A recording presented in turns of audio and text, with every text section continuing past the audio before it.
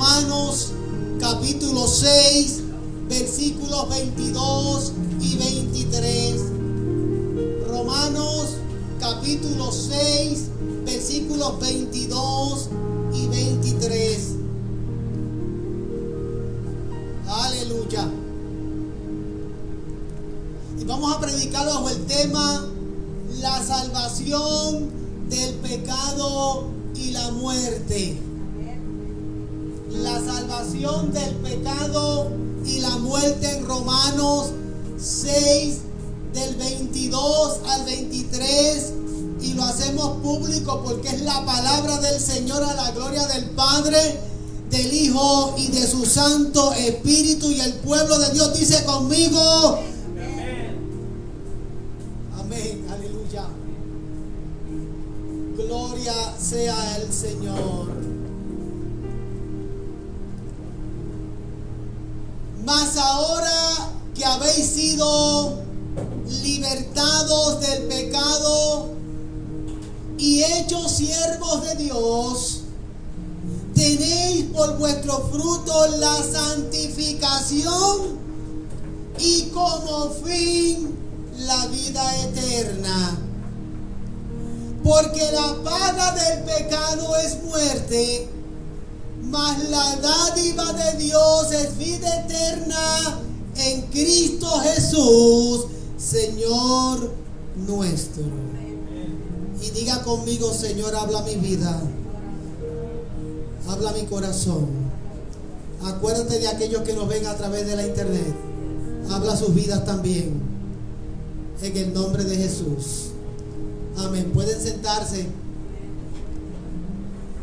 La salvación del pecado y de la muerte.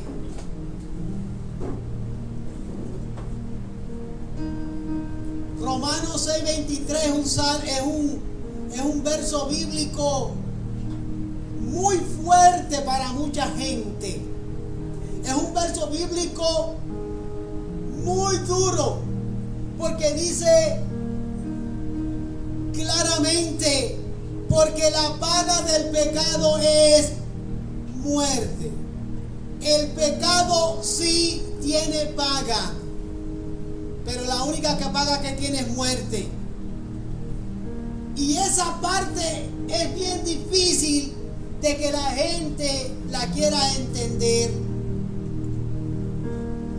La realidad es que todos tenemos un problema, o hay un problema esencial para todos los seres humanos. Un problema que nos separa de Dios. Y no simplemente nos separa de Dios, que como consecuencia de esa separación de Dios, ese problema esencial causa destrucción y mucho dolor en el mundo.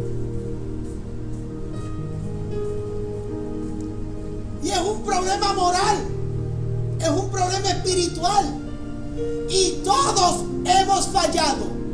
Todos los que me ven y me escuchan y los que estamos en el santuario hemos fallado ante esa ley moral, una ley que dicta lo que es bueno y lo que es malo. Y esa ley moral alguien la estableció. Esa ley moral alguien la estableció. Esa ley moral fue originada y establecida por el Dios de gloria. Y todas las personas en todas las naciones, en su propia conciencia, pueden sentir esa ley moral. Todo ser humano nace con una conciencia, y en esa conciencia, haya escuchado o no haya escuchado el Evangelio, en su conciencia usted puede sentir que hay una ley moral que dicta y que rige, establecida por el Señor.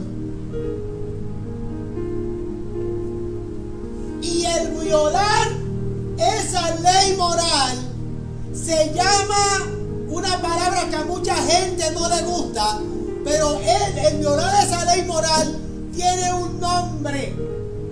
Y ese nombre, aunque no te guste, se llama pecado. Pecado es el nombre de la violación a esa ley moral y espiritual. Entonces lo que quiere decir es que todos los seres humanos, entiéndase, el hombre es pecador. Y cuando digo el hombre es pecador, estoy hablando de toda la raza humana. El hombre es pecador. Entonces Romanos 3:23 dice que por cuanto todos hemos pecado, estamos destituidos, alejados de la gloria del Señor. Destituidos porque violamos esa ley moral que ha establecido el Señor. Y la realidad es que el pecado en el fondo se trata de egoísmo. Sí, egoísmo. Porque nos queremos, porque es ponernos a nosotros mismos como el centro, el lugar de poner a Dios en el centro de nuestras vidas. Egoísmo, porque nosotros queremos ocupar el lugar que a Dios le pertenece. Queremos tener el control de todo, de nuestras propias vidas. Es ponernos nosotros mismos como el centro, en lugar de poner a Dios como el centro de nuestra vida. Por eso es que a fondo el pecado es puro egoísmo de los seres humanos. ¿Cómo yo sé que eso es así? Si usted va al libro de Génesis, capítulo 3, versículos del 1 al 5, lo voy a parafrasear para no leerlo todo. Génesis capítulo 3, versículos del 1 al 5, usted puede ver ahí claramente la desobediencia del hombre. Y hay dos expresiones que todavía permean en el día de hoy. Dice la Biblia que había un animal astuto, más que todas las demás bestias que el Señor había creado, una serpiente. Y se le acerca a Eva cuando está en el huerto. Y cuando se le acerca, menciona una expresión que todavía hoy está siendo expresada por todos los seres humanos. Lo primero que le dice la serpiente a Eva, con que Dios ha dicho. ¡Wow! Con que Dios ha dicho. Eva sabía claramente la orden del Señor porque le responde sí. El Señor ha dicho que de ese árbol que está en medio del huerto, que de él no coma, ni tampoco lo toque. Ni coma de él, ni lo toque. Ella estaba clara en lo que Dios había dicho. Y me da la impresión de que muchos de los que me están viendo y me están oyendo están claros en lo que Dios ha dicho. Eva sabía lo que Dios dijo y lo tenía bien presente. El Señor ha dicho que del árbol que está en el centro ni coma ni siquiera lo toque. Entonces la serpiente le dice, con que Dios ha dicho. Y después usa otra expresión. Bien sabe Dios que el día que comas de él, se caerán las vendas de tus ojos y conocerás lo que es bueno y lo que es malo y serás como Dios. E inmediatamente despertó el egoísmo en ella, porque vio la fruta codiciable, hermosa, apetecible, y ya estaba en su corazón, ya estaba levantándose en su corazón el egoísmo que todavía hoy en día existe. Alabado sea el Señor. Ese egoísmo donde queremos ser el centro de todo y no darle el lugar que le pertenece al Señor en nuestras vidas. Esa expresión todavía hoy está presente. Con que Dios ha dicho. seguimos retando la autoridad del Señor. Y lo hacemos en todos los niveles. Oh sí, en todos los niveles.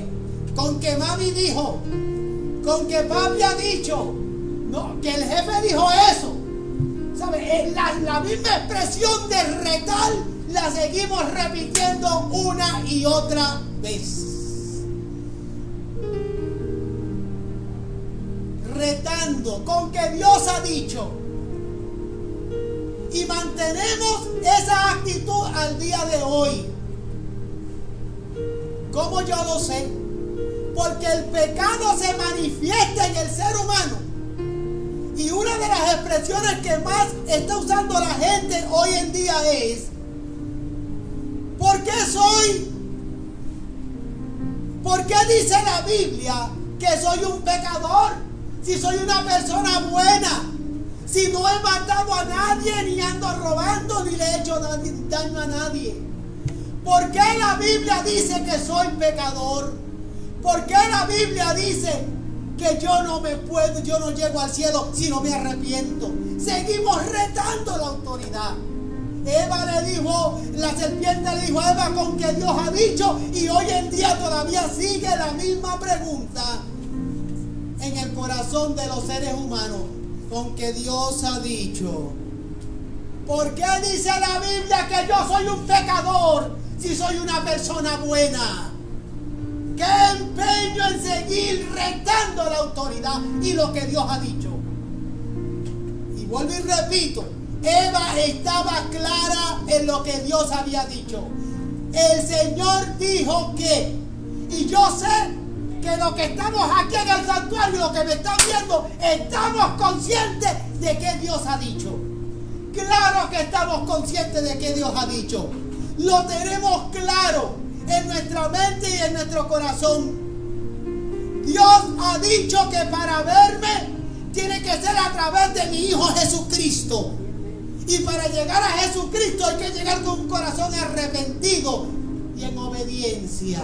Nosotros lo sabemos y lo tenemos bien claro. Pero como no queremos ceder, comenzamos a hacer preguntas como la que el enemigo le dijo a Eva y la hemos repetido. Esa parte de la Biblia sí la conoce bien la gente, con que Dios ha dicho. Esa expresión está en la Biblia y esa sí la conocen bien de memoria. Con que Dios ha dicho. ¿Por qué la Biblia dice que soy una persona pecadora y soy una persona buena? Seguimos retando y eso lo hacemos en todos los niveles y ustedes lo han podido ver. ¿Por qué eres un pecador y por qué la Biblia lo dice? La Biblia dice que todos los seres humanos somos pecadores porque nacimos en pecado.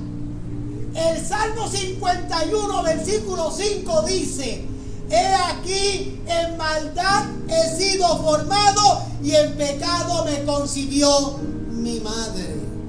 ¿Por qué la Biblia lo dice? Lo dice porque desobedecimos.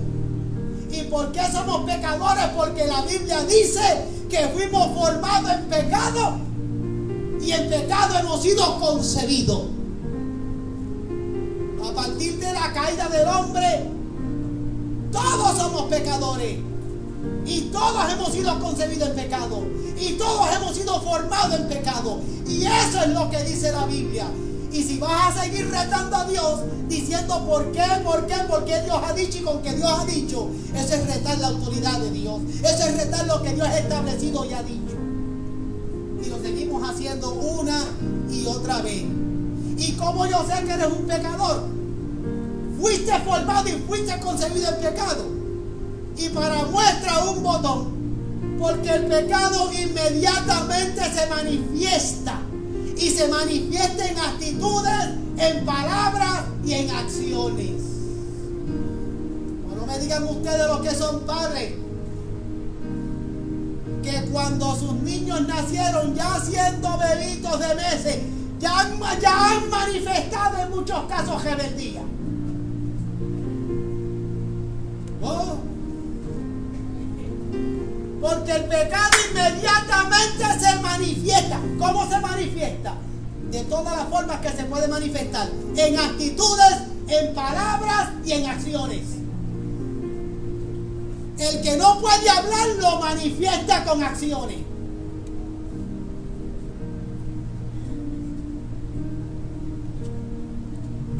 Y el que no quiere mostrar sus acciones, ni quiere hablar con sus actitudes, muestra el pecado. El asunto es que el pecado se manifiesta inmediatamente en el hombre. Y de esa manera se manifiesta. Bueno, tan es así. Les voy a poner unos ejemplos. Imagínense que toda palabra que usted dice se grabase y se presentara de manera pública. Imagínense que todas sus acciones se estuviesen grabando y se estuviesen enseñando en la televisión. Imagínense que todo su pensamiento se pudiese presentar frente a una pantalla. Imagínese eso. Pues yo sé lo que va a ser su reacción. Su reacción va a ser: ¿quién no tendría vergüenza delante de la gente y de un Dios perfecto por lo que uno piensa, manifiesta y expresa? Voy a repetirlo otra vez, porque el pecado se manifiesta en actitudes, palabras y acciones. Imagínese que sus palabras, que lo que usted dice, que sus acciones, alabado sea el Señor, y que sus pensamientos se pudiesen publicar y la gente lo pudiese ver. Yo estoy seguro que le daría vergüenza. Imagínense la vergüenza que sentirá nuestro Dios, porque Él es un Dios santo y un Dios perfecto. Desde que entró la era de las cámaras, hemos podido coger infragante a mucha gente. Antes no había cámara y la gente hacía lo que querían. Pero ahora, como hay cámaras donde quiera, podemos ver la gente que maltrata a los ancianos, la gente que los daycare maltratan a los niños, y podemos ver muchas cosas. Ahora la gente anda alerta porque donde quiera hay una cámara que está grabando, tal y como los que yo acabo de mencionar. Y ahí podemos ver las palabras manifestadas, los pensamientos manifestados y las acciones manifestadas de la herencia de pecado que nosotros tenemos. Pero nosotros queremos siempre insistir en que como yo no le hago daño a nadie, yo no le doy una pedra a nadie, yo no le robo a nadie, yo soy una buena persona. ¿Por qué la Biblia dice que soy pecador? Porque fuiste formado en pecado, fuiste concebido en pecado, y acabo de decirte que el pecado se manifiesta en acciones, en actitudes y en palabras. Y la palabra más fuerte, y para mí la palabra más vulgar y más asquerosa que cualquier hermano o un ser humano pueda decir es retar a Dios con que Dios ha dicho. Eso es peor que insultarte. ¿Se imaginan el atrevimiento del ser humano con que Dios ha dicho?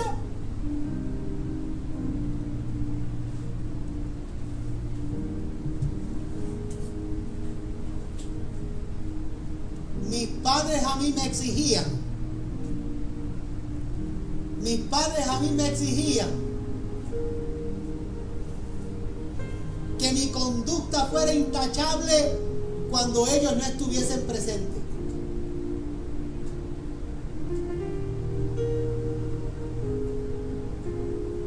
Era más importante para mis padres mi comportamiento cuando ellos no estuviesen presentes. Porque de acuerdo a mis acciones, mis actitudes y mis palabras, que iba a pasar la vergüenza eran mis padres.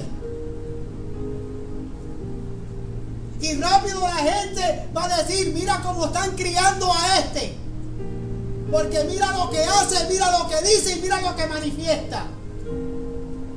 Porque el pecado se manifiesta de esa forma. Y era bien importante para mis padres que delante de la gente tuviese una conducta intachable, para que ellos no pasasen una vergüenza.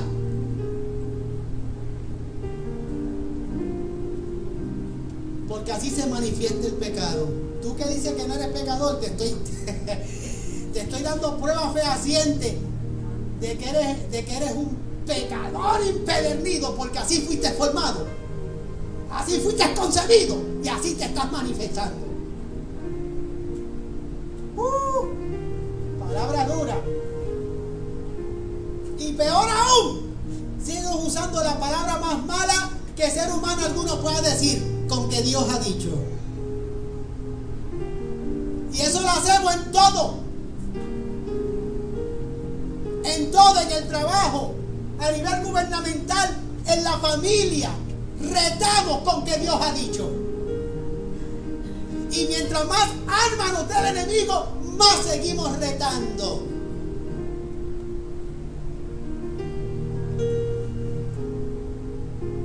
Pero te voy a decir algo. Número 2. El pecado tiene consecuencia. Ay, repítalo ahí mismo en su banca. El pecado tiene consecuencias. Es gracioso cómo se manifiestan esas consecuencias. Por lo menos los padres míos, cuando hacíamos una de las nuestras, su expresión favorita era: deja que llegue a casa.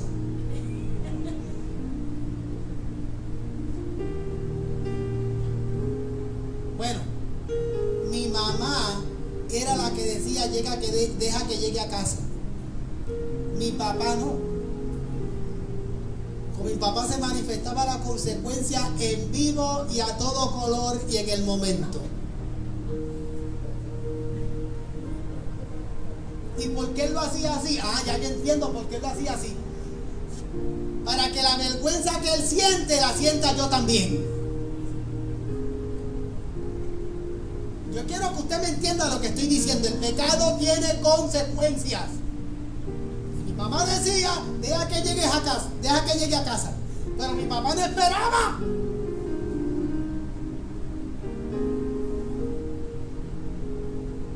Y solamente le voy a contar un testimonio de lo que estoy diciendo.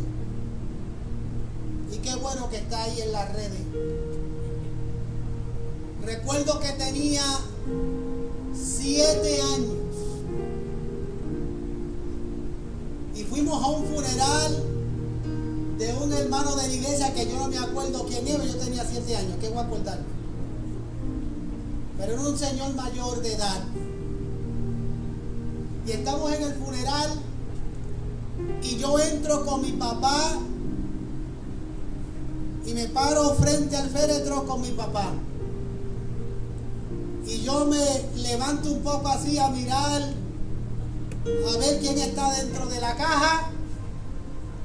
Y cuando veo al anciano allí, lo primero que se me zafó es decir: ¡uy, qué viejo feo!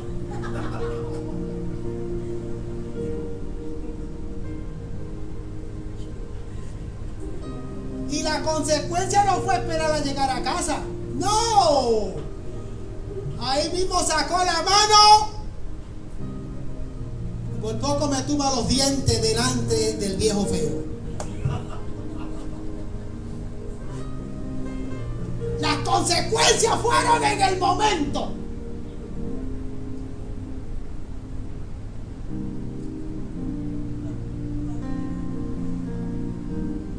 Mi papá tomó cartas en el asunto en el momento. Y así nos hacía cuando predicaba. Paraba el sermón y había problema. Se bajaba del púlpito y trataba con nosotros y después seguía predicando. En el momento.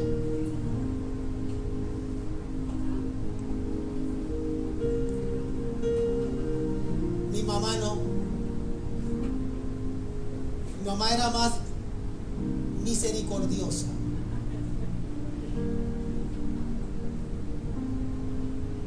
Pero en los tiempos que yo me criaba,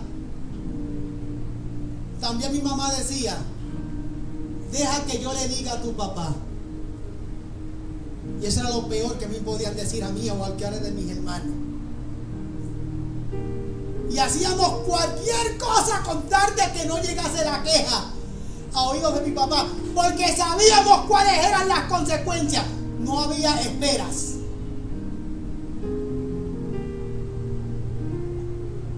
Porque conocía a mi papá. ¿Por qué estoy extrayendo esto? Porque como el pecado tiene consecuencias, yo estoy bien seguro que la gente no conoce a Dios. Porque si lo conociesen, lo temiesen.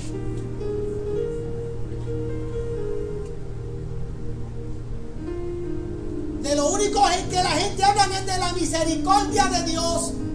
De la misma manera que yo apelaba a la misericordia de mi mamá para no sufrir las consecuencias, la gente apela a la misericordia de Dios, y lo único que conocen de Dios es solamente el hecho de que Él es un Dios de misericordia.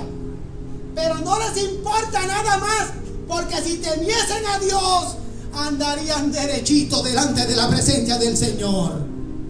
El pecado tiene consecuencias. Cuando uno viola la ley moral y espiritual, que eso se llama pecado, eso tiene consecuencias. Y bien dice la Biblia: lo que el hombre sembrare, eso cosechará.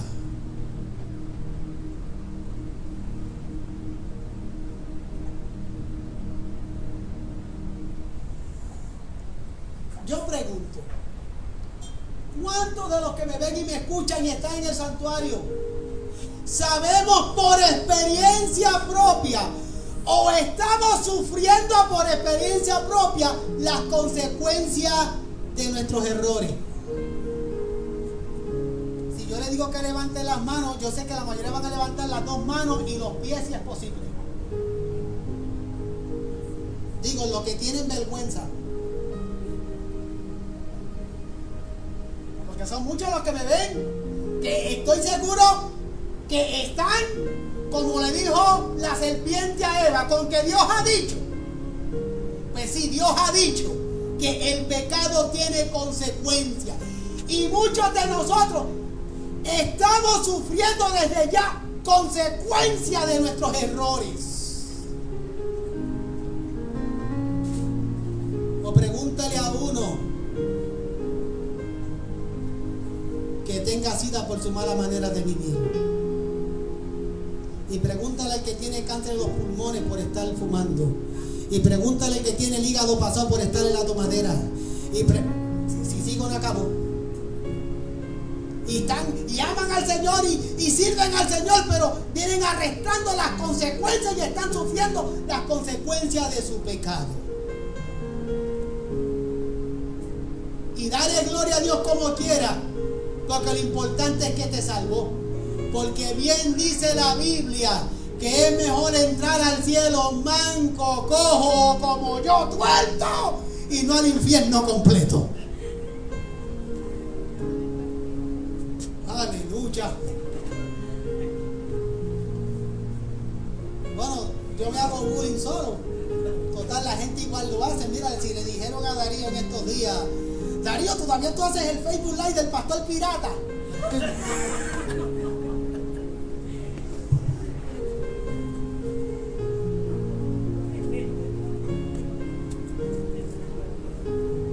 No te rías de mí, Juan Carlos. El pecado tiene consecuencias y hay gente que ya lo están sufriendo.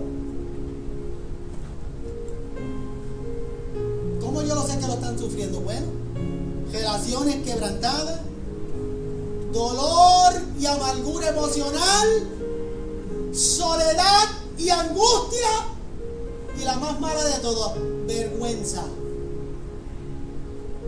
Lo repito, porque en una de esas tiene que estar. Relaciones quebrantadas, con quien sea, dolor y amargura emocional, soledad y angustia, y vergüenza, consecuencias del pecado. Pero número 3,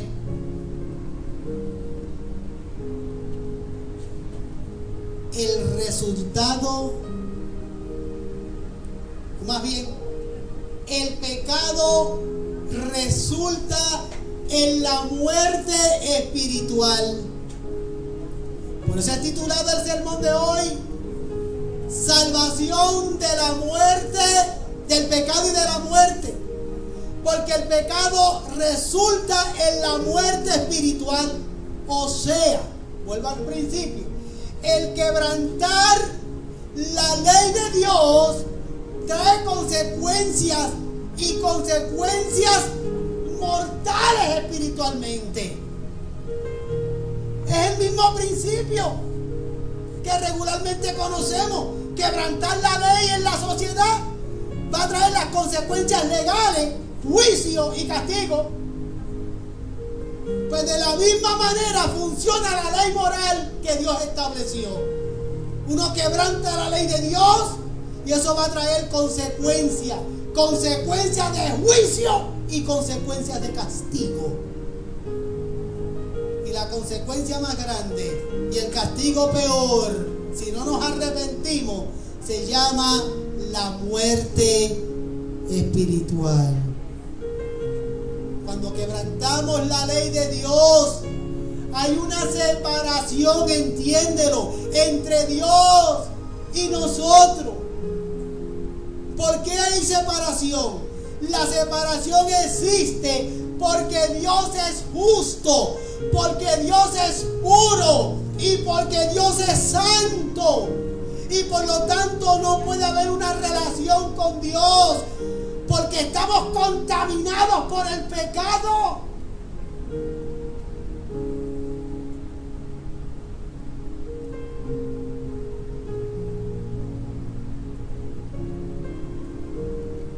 Como el fuego y la paja, de esa misma manera, la naturaleza de Dios no puede cohabitar con el pecado humano.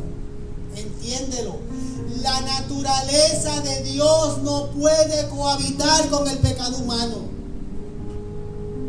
Y la Biblia le llama a esa separación entre Dios y nosotros muerte espiritual. Ese es su nombre, muerte espiritual.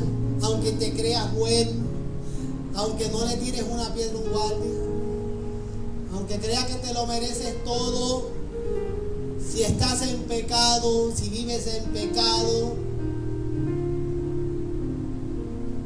estás separado de la gloria de Dios, y eso se llama muerte espiritual.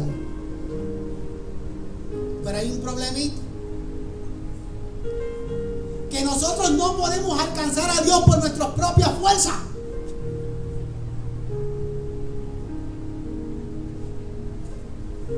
Y el creerse uno que es bueno, eso se llama tratar de alcanzar a Dios por nuestras propias fuerzas.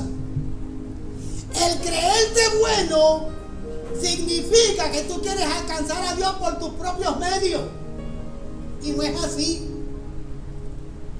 El hacer buenas obras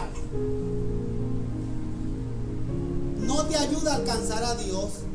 El estar en actividades cristianas y religiosas no te ayuda para alcanzar a Dios.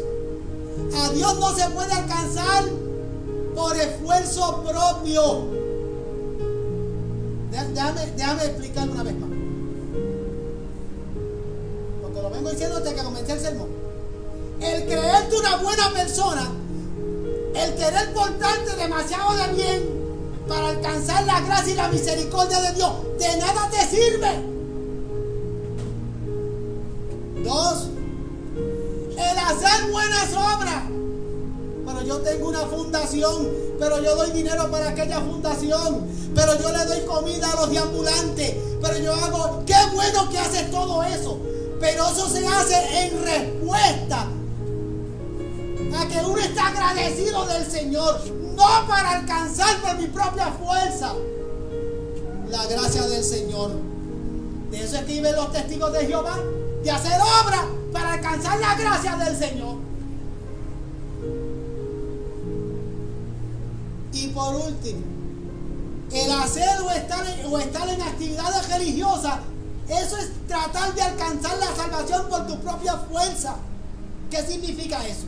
Ah, no, pero yo fui el domingo a la misa. Ya cumplí.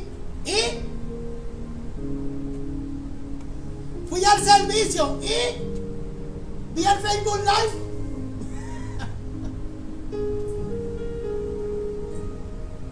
Me parece chévere que veas el Facebook Live. Me parece bien que vengas a la casa del Señor. Perfecto.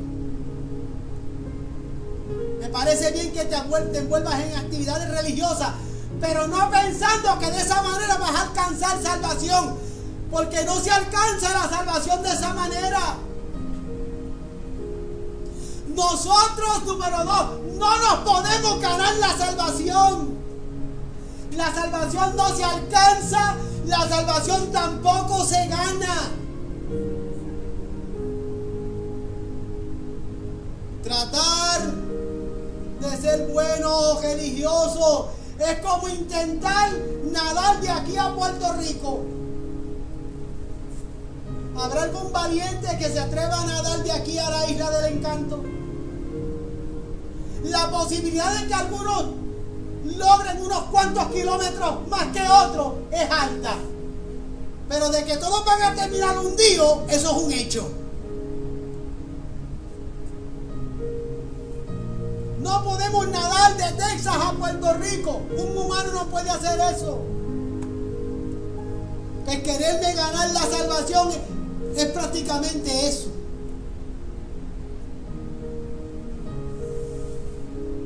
Porque de la única manera que yo obtengo salvación y vida eterna es a través de Jesucristo, cuando yo me arrepiento de mis pecados.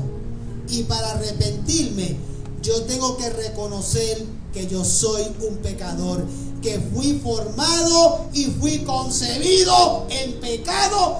Tengo la herencia del pecado y el camino de reconciliación con el Padre se llama Jesucristo, el Hijo de Dios.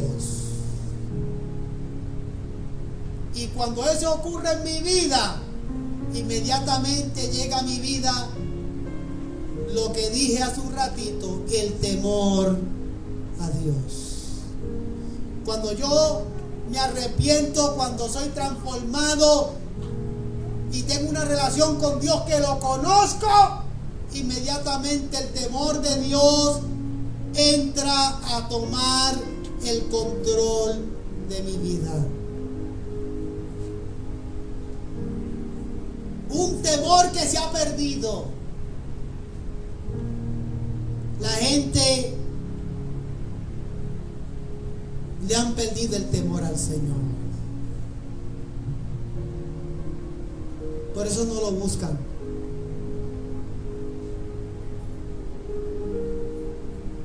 Porque le han perdido el temor al Señor. Cuando uno le pierde el respeto a los padres, uno le pierde el temor a los padres. Y no importa lo que el padre haga, difícilmente ya puede controlar. Voy a concluir de esta manera. Yo fui maestro por 14 años. Y para usted tener un buen control de grupo,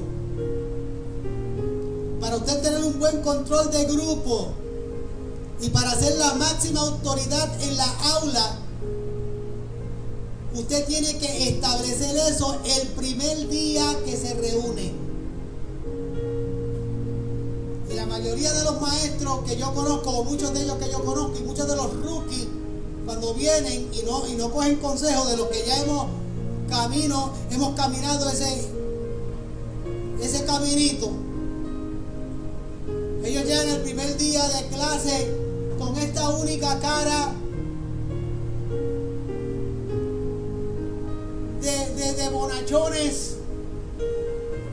Si ellos supieran que depende de la cantidad de chamacos que tenga, 15, 20 o 30, hoy en día te meten hasta 30 en un aula.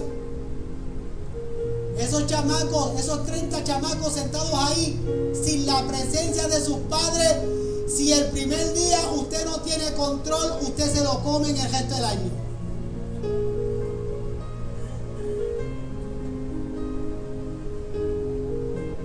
cuando su bebé le da un bofetón y usted no lo reprende, de grande te va a arrancar los ojos. Si cuando su niño le falta el respeto y usted le ríe la gracia, mira lo que me hizo el nene, prepárate, que te van a comer en salsa. El primer día de clase, como tuve un buen mentor, desde el día 1 que yo empecé a dar clase en la escuela, ese primer día de clase no era muy amigable que digamos, ni muy buena gente que digamos, nada de eso. Desde que entraba al salón, buenos días, yo soy fulano de tal, aquí soy el maestro. De esa puerta para acá, yo soy papá, yo soy mamá, yo soy abuelo, yo soy la máxima autoridad y punto. Y tenía un año bueno y siempre tuve años buenos, pero siempre dejaba claro quién era la autoridad en el salón. Y si alguno se me quería montar, las consecuencias eran inmediatas. Tienes que salir de este salón. Guapos aquí no quieren, guapo aquí yo. Y yo nunca tuve problemas, porque el primer día es el día que uno establece autoridad. Y cuando alguno de ellos se salía del carril, estaban pendientes. Y si en algún otro salón se portaban mal, o en alguna otra actividad se portaban mal, y si el maestro le decía, o el de la otra actividad, le voy a avisar a Sánchez, ellos se preocupaban. Porque me temían, no de miedo, sino me tenían de respeto.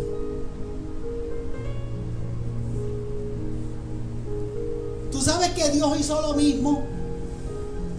Desde que Él creó al ser humano, Él estableció quién es la máxima autoridad. Porque Él le dijo a Eva, y ella lo entendió, a Eva y a Adán, a los dos, y lo entendieron. Le dijo, de ese árbol que está en el medio del huerto, ni coman, ni lo toquen. Y cuando vino el enemigo y le dijo con que Dios ha dicho, ella se lo repitió, le repitió la palabra. Haga de cuenta que hubiese tenido una Biblia en la mano y lo hubiese abierto Eva y buscó en la Biblia y le dijo, sí, el Señor ha dicho que ni coma ni lo toque. Y vuelve y le repite al enemigo, bien sabe Dios.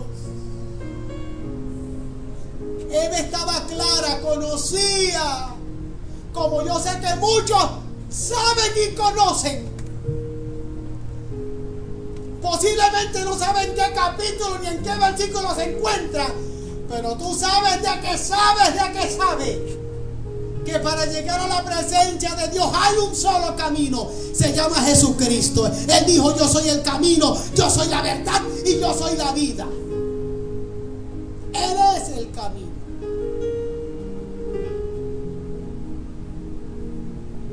O sea, concluye,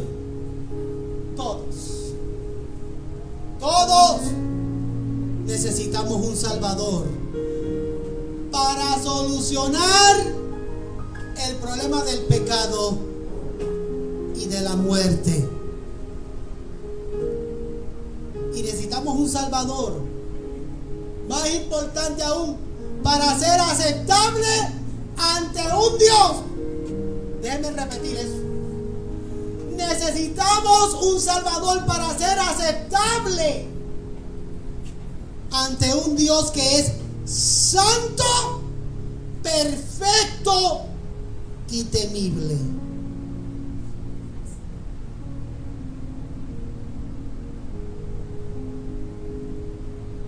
Alguien dijo en cierta ocasión que la curiosidad mató al ratón. Mira nene, mira nena, no toques la hornilla que te vas a quemar. Y allá van y la tocan.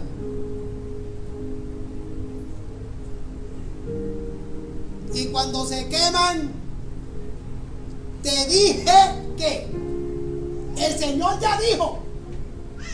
El Señor habló claro.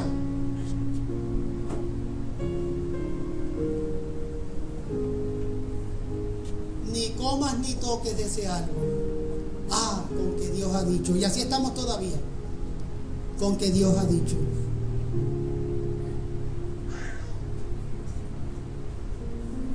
Esto de la pandemia le ha favorecido a mucha gente fría.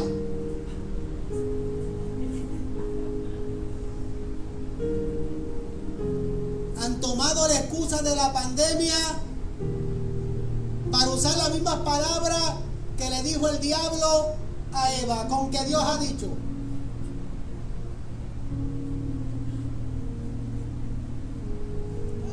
Iglesia, temamos al Señor.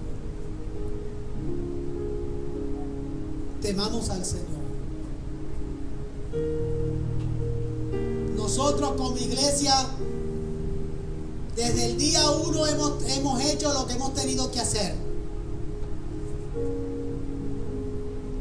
Pero nosotros, ni yo como pastor, nos hemos dejado manipular ni por el diablo, ni el gobierno, ni nada de eso. Por encima de todo, yo le temo al Señor que me llamó. El Señor ha dicho, yo estaré contigo. No te dejaré ni te desampararé.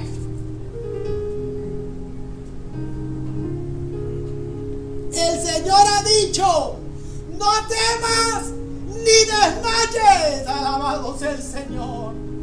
El Señor ha dicho, yo estaré con ustedes todos los días hasta el fin del mundo.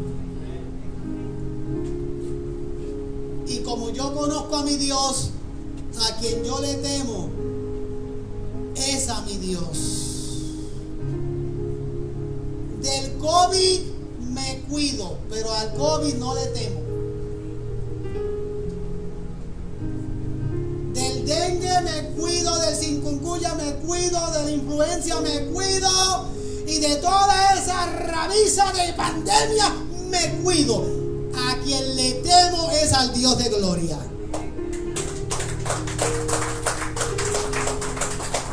A ese sí le temo porque lo conozco. Sí, pero Él es un Dios de misericordia.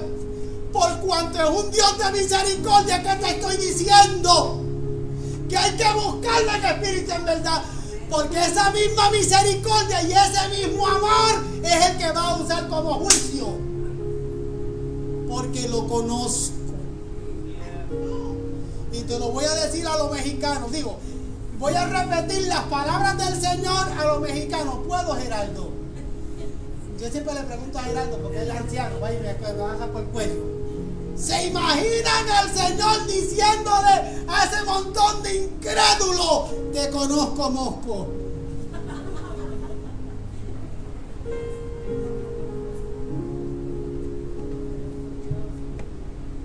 El Señor sabe, pero los que conocemos al Señor sabemos de que sabemos que hay que temerle. Yo estoy hablando de miedo, iglesia. No estoy hablando de miedo. Yo estoy hablando de temor, de respeto, de reverencia, de obedecerle, de someterme, porque Él es el único que me puede salvar del pecado y de la muerte. Estemos en pie.